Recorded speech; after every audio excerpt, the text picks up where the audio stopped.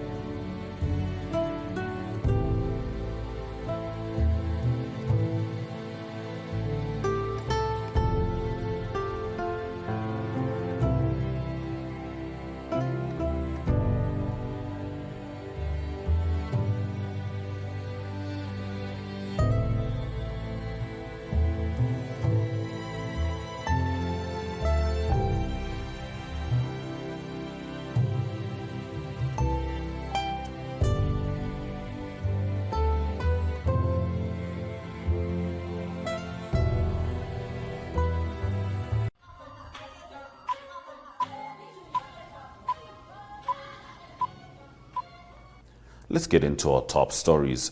Teachers throughout Algeria went on strike to protest low salaries and deteriorating working conditions. Now, this follows demonstrations staged by students last month in an unusual outpouring of protest. Students stood outside shuttered classrooms and roamed when teachers started a 2-day strike. Now, teachers and students are taking action at a time when public criticism of the government is becoming rarer. Teachers say the strike is significant amid a gradual shrinking of rights, including for women, the press, and opposition parties. The right to strike is a right enshrined in the Constitution, said Hafida Amireshe, a long-time trade unionist. Gas-rich Algeria has long taken pride in its free education system and the opportunities it affords students and teachers.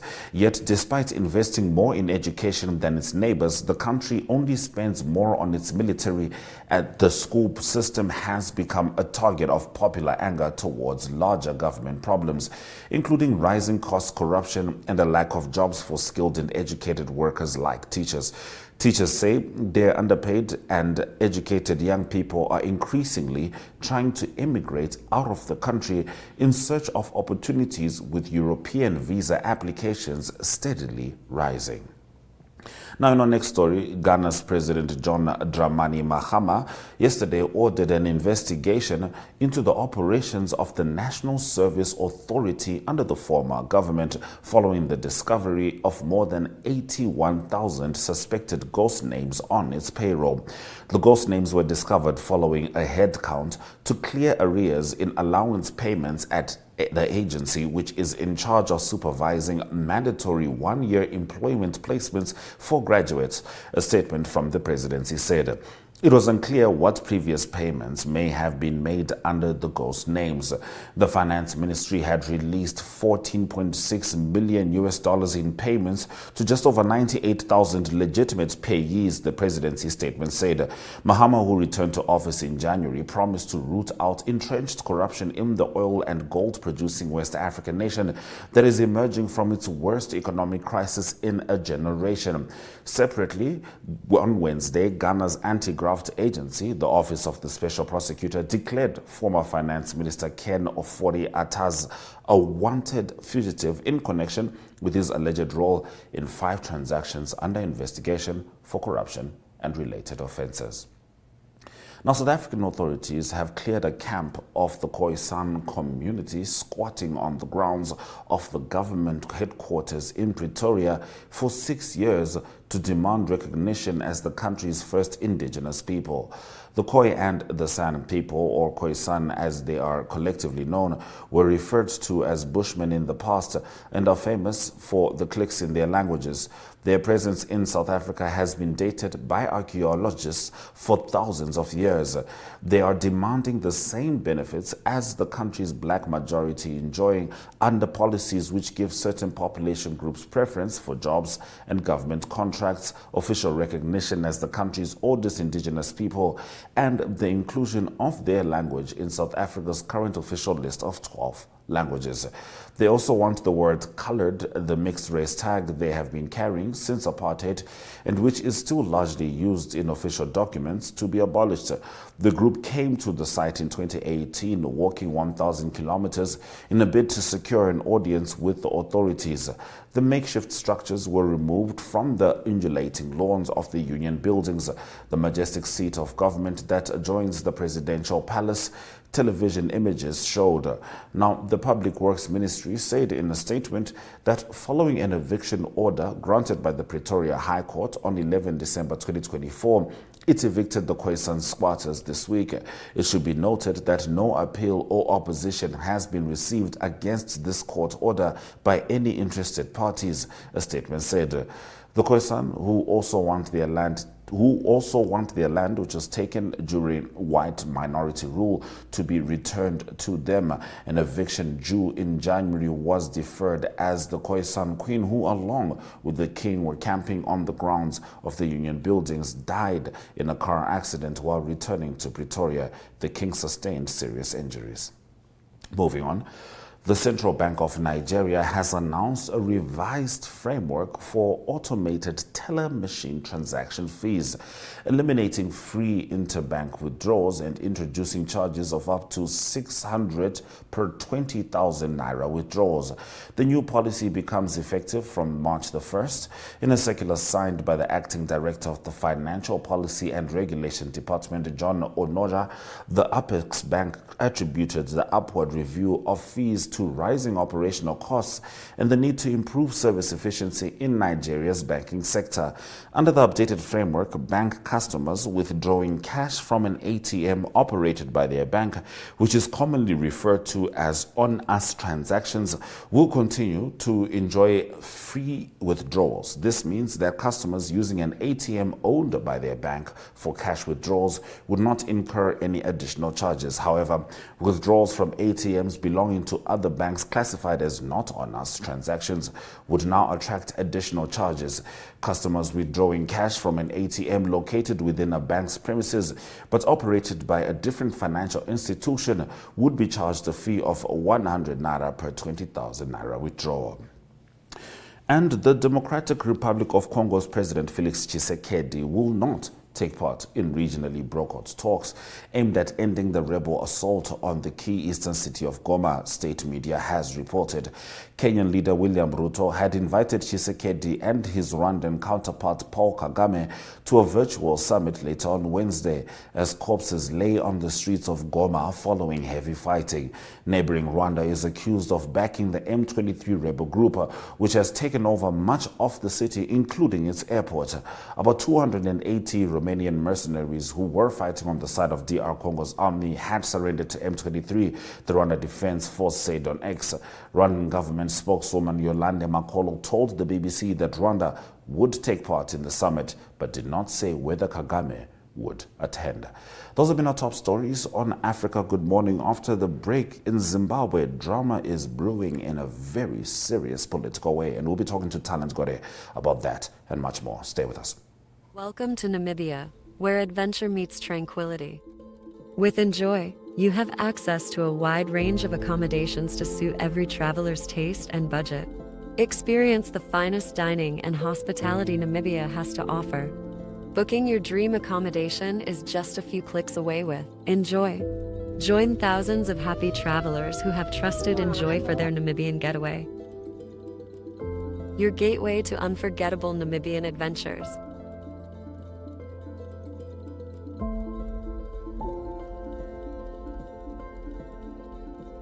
Visit us today at enjoy.my.na.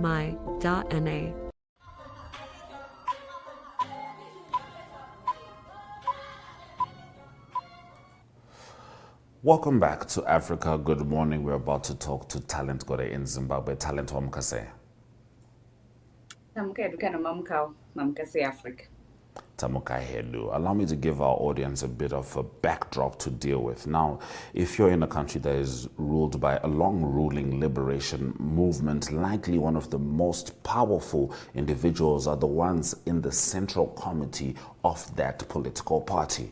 Now, when one of those members, who is also a war veteran, starts to state that it was a mistake to bring in the current president, very clearly calling him a monster and saying that they regret deposing of Mugabe, and also saying that the president's wife is wasting state funds, and saying that the president has led the country into corrupt demise, that raises an issue which apparently is going to be dealt with head on via the police, because the police have announced the intention to arrest war veteran and ZANU-PF Central Committee member Blessed Geza on charges of incitement to commit public violence, undermining the authority of the president, and alleged theft of 3 vehicles, which was years ago.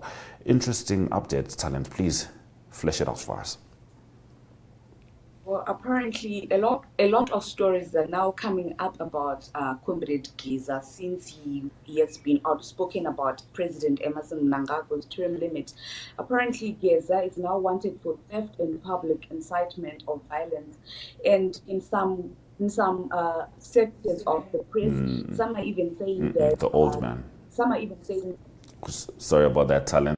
Some are even saying that Geza is wanted for a 1.5 million United States dollars case fraud in which he duped a couple of their hotel. So these are some of the stories that are coming up after. These stories are actually coming up after Comrade Geza has called out President Emerson Mnangagwa and his family, to be precise. Geza is also saying that President Emerson Mnangagwa should not go beyond his term limit, should not go beyond 2028, because there are some people within the ZANU-PF party who are saying that he should go beyond 2028 and lead up until 2030. So Comrade Geza has called out the president and said that that is not possible. The president's should actually step down in 2028, and they're also saying that he should step down now. They are calling for his resignation, and they have someone within the party that they want to lead. So you find out that in Zimbabwe, in particular the ZANU-PF party, they are ruled, or rather the stronghold is within the war veterans. So when you see war vets now calling out the president like this, it shows that a lot is going on behind the scenes that we do not know about. So right now the police are actually looking for Comrade Geza. They've actually launched a manhunt for Comrade Geza. They are saying that he's wanted for theft and incitement of public violence, and also undermining the authority of the president.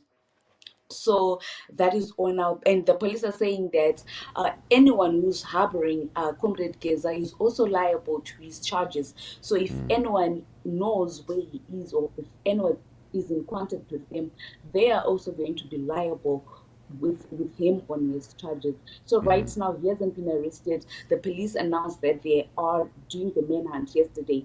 So right now he hasn't been arrested. We haven't been given an update as to if the police have actually caught Comrade Geza. Yes, I mean, it's very interesting because, talent, we also have an obligation to be logical. There's no way they don't know where Comrade Geza lives. Comrade Geza has been doing public podcasts and announcements and press conferences for weeks on end. And as you would have stated, the accusation with regards to the vehicles was years ago. So it is going to be interesting to see how all of this pans out, because from my understanding it seems like Comrade Geza is generally aligned with the Vice President Constantine Chiwenga. Is that correct, Talent?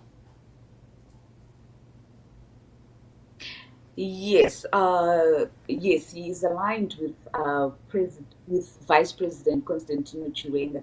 So you find out that a lot is happening behind the scenes that we don't know of, and there are just speculations which are going around. People are speculating that they want the Vice President to take over President Emerson Mnangagwa. So right now, you actually find out that Geza, he's very vocal about the vice president. So it's most likely that they want the vice president to be the next president of Zimbabwe. So speculations are just going on. Citizens are speculating. There are a lot of theories that are going on. But what is really happening behind the scenes within the ZANU-PF party, we are not really sure about. But you find out that most of the members within the party, they are calling for the arrest of the war veteran. Which of course is an issue because he's a central committee member. Yes, just this week, President Emerson Mnangagwa fired one of his key cabinet ministers, Apollonia Mjerengi, whom is believed to be a relative of Vice President Constantino Chiwenga. So a lot is happening within the ZANU-PF, and a lot of speculations are going around. So we're just going to be monitoring the situation to see how it's going to pan out. All right. No, thank you. And we appreciate that. And we'll certainly be looking forward to an update. Now, Zimbabwe started paying compensation for seized land, which was under BIPPA. Tell us more about that. Yes, the Zimbabwean government says it has begun paying compensation in respect of 94 seized farms that were under the Bilateral Investment Protection Agreement, BIPAs, when it launched the country's controversial land reform in the early 2000s. Finance Minister Mthuli Ncube made the announcement and said that out of the 146 million United States dollars that Zimbabwe is supposed to pay, they're going to pay 20 million United States dollars by end of 2025. And they've said that they've actually started the process. The process began in January 2025. And they've said that the countries that are eligible, or the claimants, are from Denmark, Germany, the Netherlands, Switzerland, and former Yugoslavia. So they have actually started the negotiations, and they plan to pay 20 million. They plan to pay 20 million United States dollars in compensation to those from the countries that I've mentioned that had their farms during the land reform campaign. Was it 20 million? Not billion. I assumed there was billions involved. 20 million United States. Oh, my apologies. I might have counted it in Zimbabwean dollars there, Talent. I sincerely apologize for that. All right. So electronic payments, speaking of money, are now compulsory for all businesses in Zimbabwe. Yes, Zimbabwean businesses, including micro, small, medium enterprises, are now required to adopt electronic payments as part of government's measures to address challenges in the formal business environment. Finance Minister Mthuli Ncube said that it is now mandatory to use electronic money, and this was among several short-term inventions approved by government to increase tax compliance formalize informal sector operations, and enhance electronic stability. Apparently, right now, most of within the informal sector, they do not pay taxes. They do not pay taxes, and they demand their payments in United States dollars, of which most of those in the formal sector, they earn their salaries in Zimbabwean dollars. So it is now difficult for citizens, for the general populace, to go and buy within the informal sector because they do not have access to the United States dollars. So now the government has introduced quite a number of measures to ensure that those within the informal sector, they actually comply with what the government needs. They actually pay taxes, and so they've introduced the use of electronic money within the informal sector. So we're not really sure how the informal sector is going to respond to Receive this, it. whether they're going to get the electronic devices or not. So we're just going to be monitoring the situation to see how the informal sector is going to react to what the government has announced. Well, we know they are called the informal sector for a reason, and I've got an idea of how that's going to pan out. But thank you very much, Talent, for bringing us the news stories as they are from Zimbabwe. You're welcome, and thank you very much for having me. Always good to have you in Africa. Good morning. Let's have a look at the weather before we return.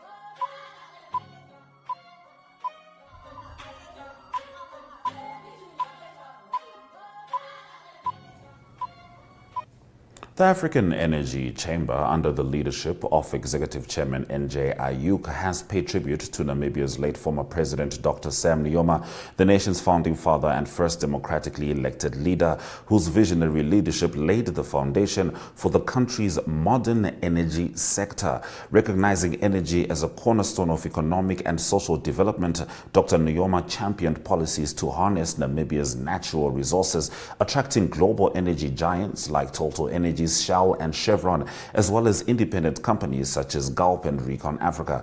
His commitment to inclusivity and sustainability has positioned Namibia as a rising star in Africa's energy landscape, with the country on track to become an offshore oil producer by 2029.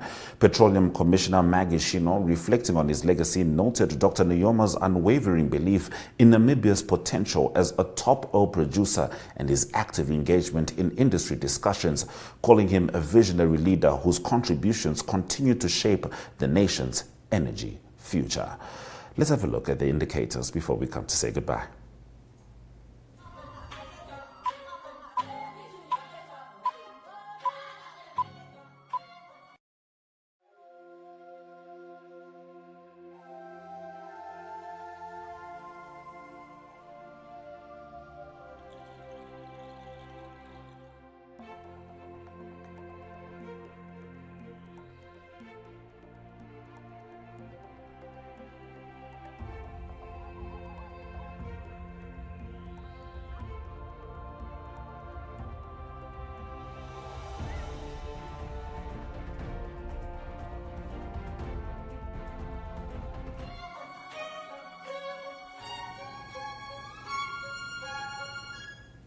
Thank you for staying with Africa Good Morning. These are some of the highlights from the show. Teachers across Algeria go on strike to protest low salaries and poor conditions. Ghana orders investigation into 81,000 suspected ghost names on payroll. DSTV 285, GoTV25, OneUp2.com, and Network Media Hub on YouTube is where you can find us. From me, Ashwin Berry, and the Africa Good Morning team, Sweda Jaganaka.